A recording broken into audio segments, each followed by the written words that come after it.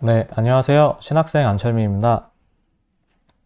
이번 시간에는 김홍만 목사님이 쓰신 도르트 신조 공부 네 번째 공부 시간을 나누는 시간을 가지려고 합니다. 원래 제가 교회에서 우리 성도들과 함께 공부하는 거를 올리고 있었는데 이번에 마이크 녹음이 안 돼서 네, 직접 책을 보면서 공부를 좀 나누는 시간을 가지려고 합니다. 제4주 제3항 복음 설교. 자비로운 하나님께서는 이 기쁜 메시지를 선포할 자들을 자신이 원하는 사람들에게 자신이 원하시는 때에 보내고 계신다. 이 사역으로 인하여 사람들은 회개와 십자가에 못 박히신 그리스도를 향한 믿음으로 나아간다. 그런즉 그들이 믿지 아니하는 일을 어찌 부르리요? 듣지도 못한 일을 어찌 믿으리요? 전파하는 자가 없이 어찌 들으리요? 로마서 10장 14절 15절 말씀. 이제 여기서 가장 중요한 거는 가장 완전한 그리스도의 때에 그리스도의 말씀을 반드시 선택된 자에게 보내진다는 거예요. 저희 개혁교회에서는 말씀을 듣지 않고 내가 하나님을 만난다는 거를 우리 말씀에 나와 있잖아요. 그런즉 그들이 믿지 아니하는 일을 어찌 부르고 듣지도 못한 일을 어찌 믿고 전파하는 자가 없는데 어찌 들으리요.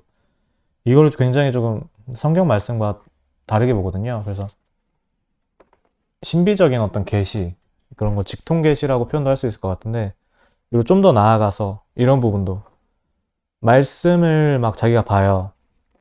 근데 깨달아요.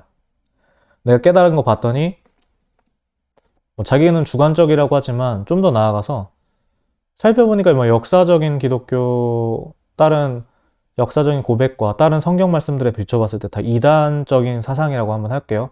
그러고서 그냥 성령께서 주셨다고 막 하는 거죠. 예를 들어서 이제 어떤 이단들이 그런 분들이 계시잖아요. 꼭 성경으로 다 하잖아요. 이런 것도 일종의 직통계시의 영역으로 저는 생각을 해요. 저는. 예. 그럼 믿음의 발생 보겠습니다. 믿음은 인간의 노력이나 이성적인 탐구로 가질 수 없다. 믿음은 자기 마음을 강하게 하고 의지를 단단히 한다고 얻을 수 있는 것도 아니다. 요한복음 1장 13절 말씀. 네, 한번 말씀 보도록 하겠습니다. 요한복음 1장 13절 말씀. 이는 혈통으로나 육정으로나 사람의 뜻으로 나지 아니하고 오직 하나님께로부터 난 자들이니라. 이제 사람이 본성이 거짓이기 때문에 이 마음을 거짓을 단단하게 하고 거짓의 의지를 강력하게 한다고 해서 일어나는 믿음이 진정한 믿음인가? 혈통이나 육정으로나 사람의 뜻으로 난 것이 진정한 믿음이냐? 근데 말만 이렇게 붙일 수도 있어요. 아, 그런데 하나님이 은혜로 그걸 해주신 거라고 생각을 하는 거야. 저희가 사실은 그렇게 생각하지 않으시는 분도 계시겠지만 그런 의미로 말하는 게 아니죠. 예, 그렇게 조금 단순히 다 이렇게 어긋나는 대로 한 다음에 근데 하나님이 해주셨어 이렇게 말하는 거가 그렇게 생각할 수 있는 영역이 아니라고 생각할 수 있을 것 같아요. 즉 인간 스스로의 노력으로 믿음에 이를 수 없다. 믿음은 하나님께서 우리에게 은혜의 수단을 통해 주시는 것이다. 은혜의 방편이라고 있잖아요. 그러니까 저희는 말씀입니다. 말씀, 성례, 기도 이렇게 말씀하시기도 하시는데 사실 성례가 말씀이에요. 말씀에 포함되는 거예요. 말씀 안에 성례 말씀인 거예요. 그러니까 설교 말씀. 근데 말씀이 우리가 이제 지식적인 부분이 있잖아요. 그러니까 성례도 성찬식과 세례도 그 의식이 영적으로 임한다고 했을 때 뭐 무슨 막 신비적인 귀신적인 영역을 말하는 게 아니라 그 성찬이 의미하는 바 어떤 말씀인가 세례가 어떤 말씀인가 그 말씀이에요. 그래서 그 말씀적인 영역이 빠지면 그 의식 자체가 아무런 의미가 없는 거죠. 왜냐면 실제로 의미가 없죠. 말씀에 의미가 없어 버리니까. 그러니까 말씀이다. 그래서 은혜의 방편, 은혜 수단, 말씀입니다. 믿음은 그리스도를 통해서만이 용서받는 것을 깨닫고 그리스도에게로 나아오는 것을 의미한다. 따라서 단지 그리스도에 대한 지식만을 가지고 있는 것을 구원의 믿음이라고 부르지 않는다. 반드시 성령의 역사를 통한 영적 이해력이 있어야 한다. 여기서 이제 단순히 지금도 약간 지식이라는 영역이 그냥 예수 그리스도 있는데 전혀 다른 의미 이런 게 아니라 성령 하나님께서 역사하셔서 정말 그 예수 그리스도가 어떤 분이신지 정말 알게 되는 지식, 영생은 뭐 유일하신 하나님과 그가 보내신 자 예수 그리스도를 아는 것이다 했을 때 그 지식, 성령께서 정말 알게 해주시는 거. 내 마음판에 그러려면 그 말씀이 너희 안에 새 영을 주리니. 근데 그 영이 항상 영지주의와 차이가, 영지주의는 직접 유출돼서 들어오거나 아니면 그 안에 원래 있던 씨앗이 나온 신성한 그 무언가 나오는 건데, 그게 아니라 마음판을 생각하면 좋습니다. 항상 마음판, 그리고 여기 자국이 나는 것처럼 직접 들어오진 않지만 그걸 새겨지는 것, 그 지식을 생각하면 좋을 것 같습니다. 믿음을 일으키는 수단. 믿음은 성령의 역사로 일어나는데 그리스도의 구속사역에 근거를 두고 있다. 그렇다면 믿음은 무엇을 통해 일어나는가? 믿음은 하나님께서 정하신 은혜의 수단을 통해 발생된다. 말씀을 듣는 중에 일어나는 수단을 구원의 들음이라고 부른다. 즉, 하나님의 말씀을 들을 때 성령의 조명으로 믿음이 생기는 것이다. 그러니까 애초에 올바른 지식이 내 안에 생기게 되는 거라고 보면 좋습니다. 만약 성령께서 조명하시지 않으시면, 그러니까 존 앤프레임도 이런 식으로 언어 정리를 한 걸 볼 수가 있더라고요. 서양 철학과 신학의 역사 같은 거 보면, 뒤에 용어 해설 버튼을 보면, 성령이 조명하시지 않으면 인간 지성이 타락시키는 거예요. 그 지식을 왜곡시키는 거예요. 근데 성령이 그 지성의 한계라고 나와 있던 것 같네요. 그 부분을 극복하는 데 도와주신다, 뭐 이런 표현으로 되어 있던데, 어쨌든 예, 그런 식으로 좀 생각하면 좋을 것 같습니다. 진짜로 우리가 성령께서 알게 해주실 때, 그래서 자연스럽게 그 지식이 믿음을 드러낼 때, 따라서 하나님의 말씀이 없이는 믿음이 일어날 수 없기에 말씀을 계속 듣고 연구하면서 영적 이해력과 각성이 일어나기를 기도해야 한다. 반면 부족한 성경 지식 혹은 잘못된 교리와 가르침 가운데서는 성령의 온전한 역사를 기대할 수 없다. 반드시 바른 가르침 속에 있어야 성령의 역사를 기대할 수 있다. 하나님께서 그렇게 정해 놓으셨기 때문이다. 요한일서 4장 6절을 보도록 하겠습니다.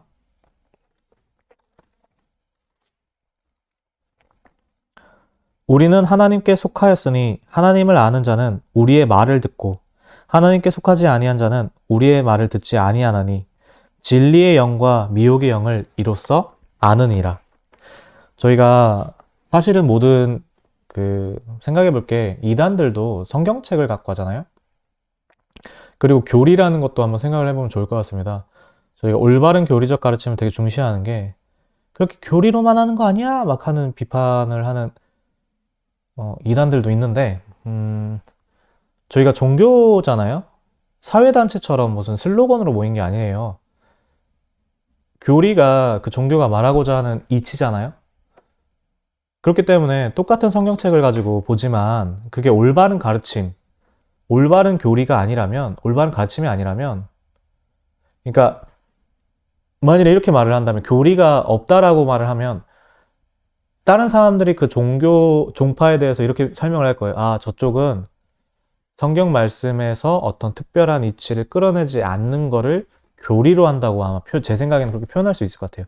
그래서 교리가 없는 종교라는 게 가능한가? 우리가 성경 말씀에서 우리가 교리라는 영역에 대해서 어쩌면 조금 오해를 하고 있지 않은가라는 부분을 한번, 뭐 제가 하고 있다면 알려주시면 감사하겠습니다. 네, 그런 부분을 생각할 수 있을 것 같습니다. 전도자. 구속 계획을 갖고 계신 하나님께서는 구원하실 백성으로 하여금 말씀을 듣게 하시기 위해 자신의 종, 전도자를 보내신다. 이는 하나님의 주권적 역사로서 자신의 때에 보내신다.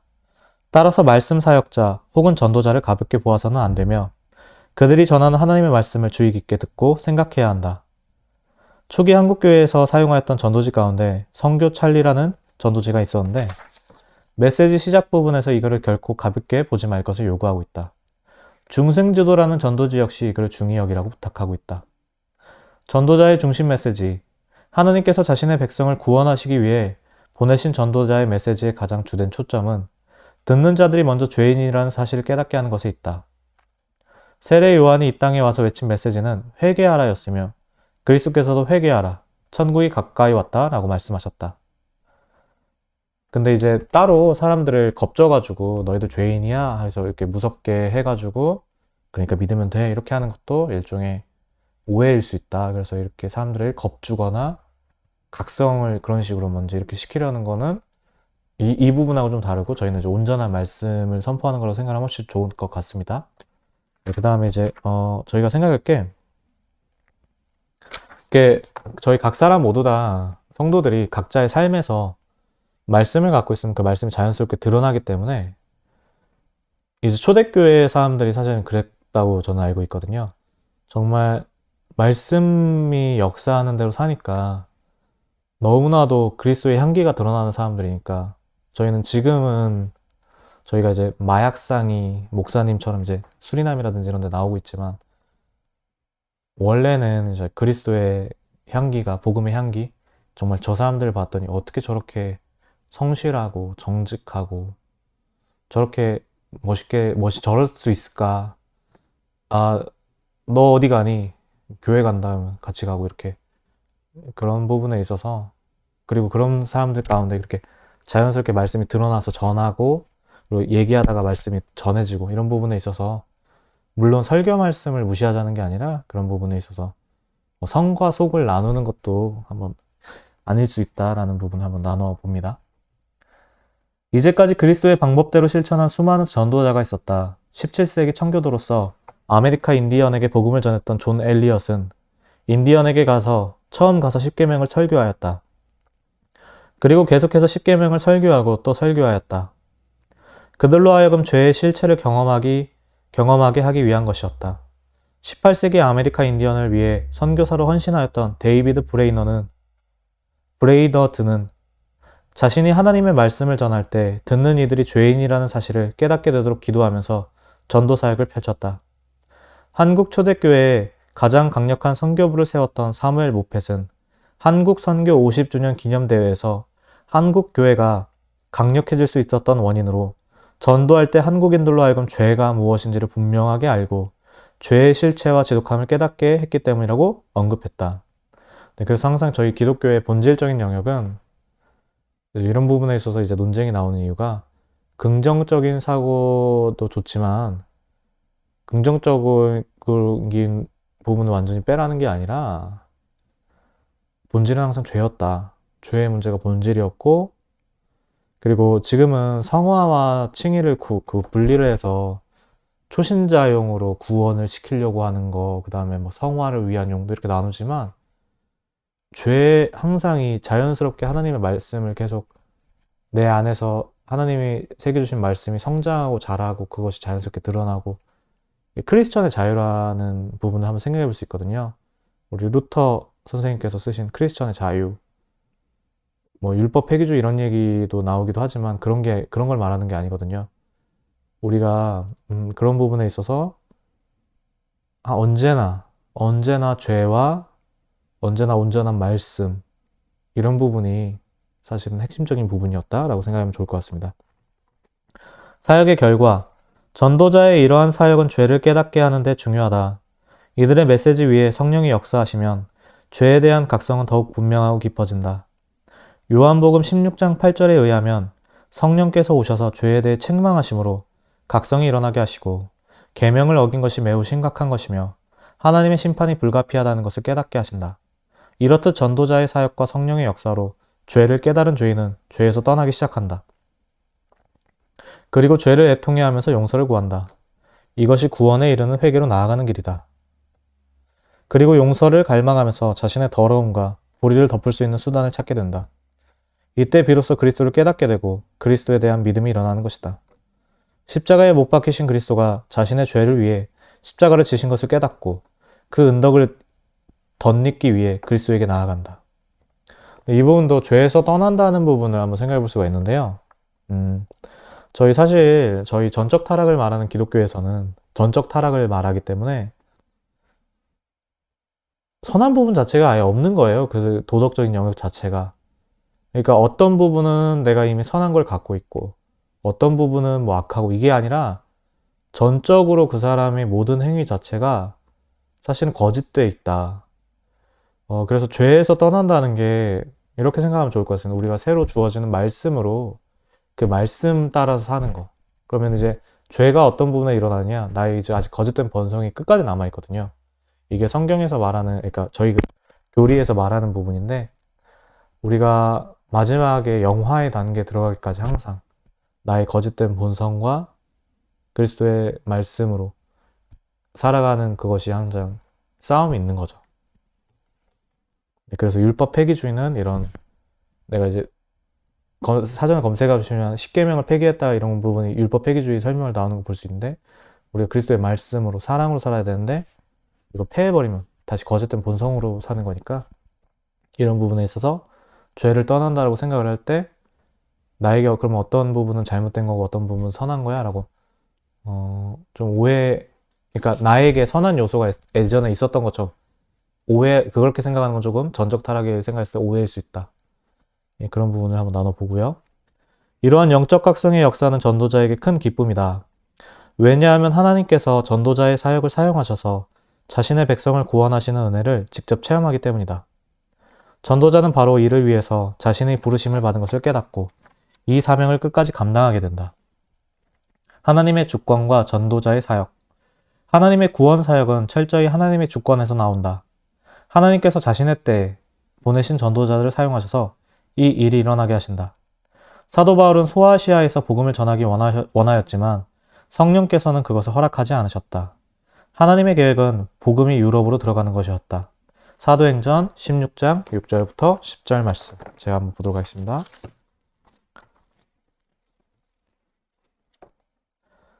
성령이 아시아에서 말씀을 전하지 못하게 하시거늘 그들이 부르기아와 갈라디아 땅으로 다녀가 무시아 앞에 이르러 비두니아로 가고자 했으되 예수의 영이 허락하지 아니하시는지라.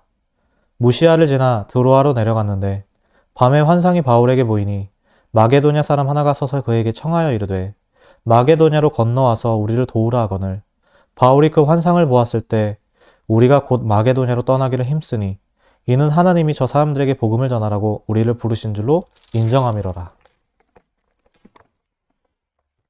이것이 하나님의 주권적 역사다. 따라서 전도자는 항상 주님의 주권적 역사에 주의를 기울여야 한다. 그리고 주께서 구원하시는 백성이 여전히 많음을 깨달아 열심히 복음을 전해야 한다. 때를 어떤지 못 어떤지 복음을 전해야 한다. 이것이 하나님의 주권 아래에 있는 전도자들이 취해야 할 태도다. 전도자의 사역 방법. 전도자는 수많은 종류의 사람을 만나게 된다. 사도 바울이 언급한 것처럼 어떤 이는 인간적 이성으로 합리적인 것을 찾으며 또 다른 이는 기적과 표적을 요구하기도 한다. 이에 어떤 전도자는 인간의 지혜로운 말 혹은 자신의 경험으로 상대방을 설득하고자 애쓰기도 하며 반면 어떤 전도자는 귀신을 내쫓고 표적을 나타내므로 사람들에게 하나님의 살아계심을 나타내고 예수를 믿어야 한다고 말하기도 한다. 둘 다 잘못됐다는 얘기입니다. 설득하려고 하는 것도 아니고 표적이나 기적을 보여주는 것도 아니고 그 사람들이 증명해봐, 능력 보여봐 한다고 해서 그걸로 하는 거는, 왜냐면 그 사람들이 가지고 있는 거짓인데 그걸 보여줘가지고 믿게 하는 것 자체가 거짓이죠. 저희는 언제나 사람의 설득에 아니면 사람의 능력이 아니라 순수하게 그냥 말씀을 전하고 그 말씀이 그 사람이 정말 택하신 사람이면 듣게 되고 그 말씀이 그 사람에게 전해지고 성령께서 그 안에 온전히 그 말씀의 지식을 갖게 해주시고, 그래서 우리는 어떤 설득이나 능력으로 하려고 하는 게 아닙니다. 네. 또 20세기 복음주의 교회에서는 쉽게 믿을 수 있는 기계적인 전도법을 개발하였고, 쉽게 믿을 수 있거나 이렇게 하는 게, 그래서 이제 생각해 볼 거리라는 거예요. 과연 진짜로 이게 해야 될 건가? 또 능력 전도라는 것을 만들어냈다. 그러나 사도 바울은 인간의 지혜로 하지 말고 오직 성령의 나타나심으로 하라고 말한다. 고린도전서 2장 4절 보도록 하겠습니다. 말씀. 내 말과 내 전도함이 설득력 있는 지혜의 말로 하지 아니하고 다만 성령의 나타나심과 능력으로 하여. 이런 부분에 있어서 생각해보면 굉장히 많은 강권은 해야겠죠. 하지만 그냥 네가 믿음만 고백하면 돼, 믿음만 이끌어내게 하기 위해서 하는 여러 가지 많은 부분들이 조금 반성이 될 수 있을 것 같아요. 이런 부분을 생각해보면. 예. 피전도자의 감정에 호소하거나 극적인 상황을 만들어 예수 믿겠다고 하는 결심을 끌어내지 말라고 한다.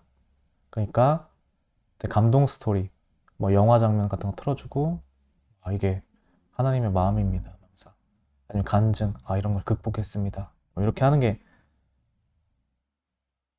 하나님의 사랑이 뭐 이런 거야, 뭐 이런 식으로 이렇게 하는 그런 거짓인 감정을 터치해서 이렇게 하는 게 아니라는 거죠.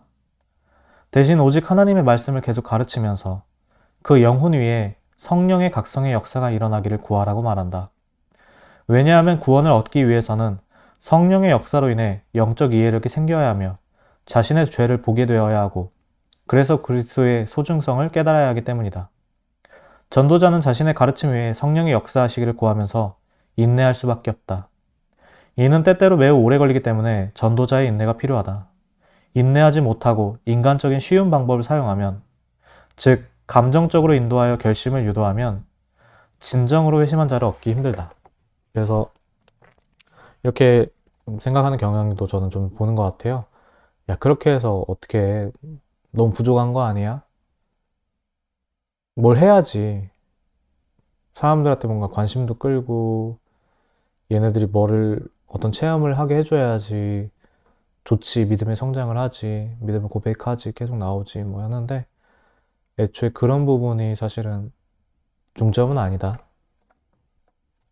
순종, 믿음의 응답. 전도자의 복음 사역을 통해 듣는 이들에게 믿음이 생기면 그리스도에게로 나오게 되고 순종적인 믿음으로 응답한다.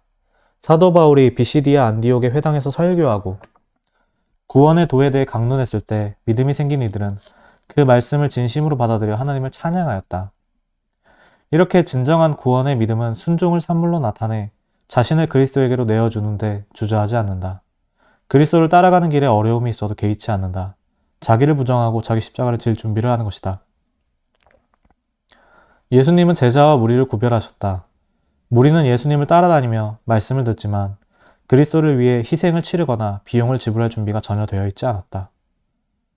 그래도 저희가 꼭 한번 이게 오해할 수 있기 때문에 같이 살펴봐야 될 부분이 꼭 다시 한번 말씀드리지만 루터의 크리스천의 자유라는 책을 몇 쪽 안 되거든요. 꼭 한번 사서 보셔야지 이게 오해할 수 있어요. 우리가 너는 이걸 보니까 구원받지 못해서 이런 행동을 보니까 이런 봉사 안 하는 거 보니까 넌 이걸 해야 돼. 이런 부분이랑 좀 다른 얘기거든요. 그래서 꼭 그 책을 꼭 한번 같이 보시면 도움이 많이 될 것 같습니다. 그들은 자신들이 원하는 것만을 그리스도에게 얻고자 할 뿐이었다. 무리에게는 구원의 증거가 없었다. 그래서 예수님은 그들을 물리치셨다. 또한 무리가 떠나가도록 영생에 대한 말씀을 분명히 가르치셨다. 요한복음 6장 66절 말씀.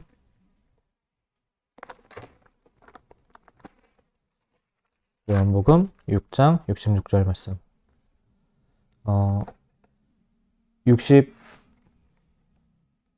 60절부터 보도록 하겠습니다.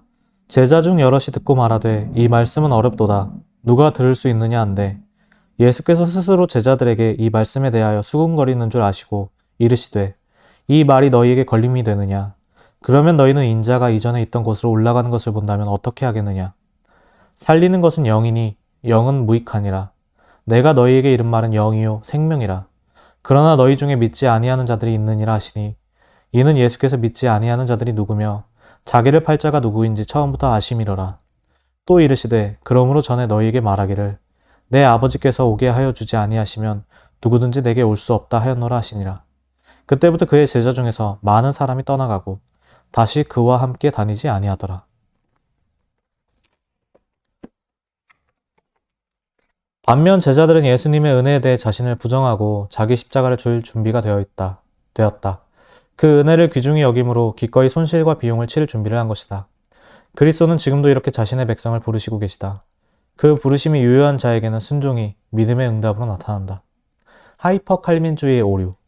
하이퍼 칼빈주의라는 게 있는데 극단적인 칼빈주의라고도 하는데요. 이게 저희가 이제 교회 안에서 제가 생각했을 때 개인적으로 생각했을 때 이제 단어들이 좀 오용되고 있는 오해로 퍼져 있는 게 여러 개 있는 것 같아요. 사실 그런 게 일반적으로도 많이 있어서 제가 알기로는 철학자들이 언어부터 정리하려고 노력하신 분들도 계시거든요. 근데 이런 부분도 사실 하이퍼 칼빈주의와 극단적인 칼빈주의 이런 부분도 조금 잘못된 오해로 많이 퍼져 있는 것 같다는 생각이 드는데 그래도 한번 읽고 나눠보도록 하겠습니다. 하이퍼 칼빈주의란 극단적 칼빈주의입니다. 하나님의 주권만을 강조한 나머지 복음 전도의 책임을 무시하는 가르침을 가리킨다. 하이퍼 칼빈주의는 하나님의 예정 교리를 남용하여 하나님께서 예정하신 백성은 하나님께서 결국 구원하실 것이라고 하면서 복음 전도의 필요성을 부정하였다. 이러한 하이퍼 칼빈주의는 1690년부터 1790년 사이에 영국 교회에 유행하여 결국 교회를 잠자는 교회로 만들었다. 이에 도르트 신조는 예정론의 남용을 분명히 반대하고 있다. 하나님께서 자신의 백성을 구원하시기를 예정하셨어도 그것에 대한 지식이 인간에게는 없다. 그리고 주께서 모든 민족에게 복음을 전하라고 명령하셨기 때문에 복음 전도는 우리의 의무다. 그래서 도르트 신조는 하나님의 때 전도자를 보내주시는 것을 분명히 밝히고 있다. 그리고 하나님의 백성이 예정되었어도 그가 구원받기 위해서는 성령의 유효한 역사가 필요하다. 따라서 복음 전도자와 복음 설교가 반드시 있어야 한다. 그러니까 생각할게. 근데 이제 우리가 생각할게. 저희가 말하는 말씀은 살아 역사하는 말씀이어서 말씀이 온전히 내 안에 믿음이 역사하게 된 사람들은 삶에서도 아까도 말씀드렸지만 그 말씀의 향기가 드러난다 했잖아요. 자연스럽게 전하게 되고 또 예수에 대해 나누게 되고 그런 말씀이 듣게 됐을 때 자연스럽게 성령께서 역사하시면 우리가 그 말씀의 지식으로 나의 거짓됨도 보고 그리고 그 말씀으로 사랑으로 살아가고 나아가고 다시 이렇게 이런 부분들이 있기 때문에 그런 부분에 있어서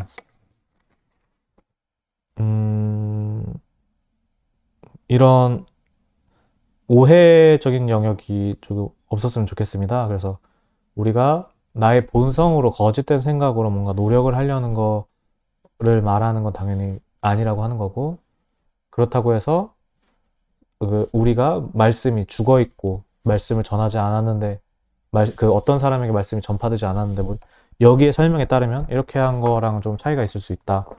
그리고 저희가 생각할 게 운명론하고 예정론하고도 한번 비교해 볼 수 있는데요. 이 부분도 사실 영지주의인 것 같아요. 그리고 저희 인문학자로 굉장히 유명하신 연세대학교 김상근 교수님 말씀하시는 거 보면 저희 지금 되게 많이 퍼져 있는 아킬레우스 아시죠? 호메로스의 일리아스라는 작품에서 아킬레우스 나오는데 그 주제가 운명이라고 하더라고요. 그러니까 피할 수 없는 것. 그런 부분에 있어서 모든 것이 다 하나도 빠짐없이 뭐라고 해야 될까요? 이렇게 나뭇잎이 떨어지는 거 어떻게 하는지까지도 전부 다 정해져 있다 이런 게 어쩌면 제가 뭐 일리아스를 잘못 이해했을 수도 있겠지만 그런 부분이 기독교에서 말하는 예정론적인 부분은 조금 아닐 수 있다. 그리고 하이퍼 칼빈주의라는 것 자체가 극단적인 칼빈주의라는 것 자체가 제가 생각했을 때는 좀 더 공부가 필요한 부분인 것 같아서 이 부분도 제가 나중에 기회가 되면 정말로 이 부분이 무엇을 말하는지 뭐가 오류가 되는지 한번 나누는 시간을 가지려고 합니다. 네, 그래서 잠자는 교회라고 생각하지만 여기서도 오해하면 안 되는 게 인간의 본성으로 꾀를 내서 뭔가 이게 부족한 것 같아서 어떤 거를 하는 거를 말하는 것도 아니고 잠잠히 기다리라는 영역이 분명히 있거든요. 근데 그 부분이 말씀이 살아서 역사하는 부분이 없어지는 것도 아니고 정말 우리가 온전히 복음 선포가 온전히 말씀이 되면 말씀은 자연스럽게 드러나게 되는 거고 그런 부분에 있어서 잠자는 교회라고 생각을 해서 이렇게 하면 안 되는 거 아니야? 그래서 인간의 꾀를 내는 영역이 오히려 더 안 좋을 수도 있다. 인간의 꾀로, 인간의 생각으로, 인간의 설득으로 감정적인 걸 끌어내려고 이렇게 하는 영역을 생각했을 때는 그런 부분이 오히려 더 해로울 수 있다라는 영역을 같이 생각을 하면서 하이퍼 칼빈주의, 극단적 칼빈주의와 또 다른 이제 인간의 꾀를 낸 여러 부정적인 부분들에 대해서 한번 나눠봤습니다. 네, 다음에는 5주차 제4항 복음에 대한 이중적 반응에 대해서 읽고 공부해보는 시간을 갖도록 하겠습니다. 네, 감사합니다.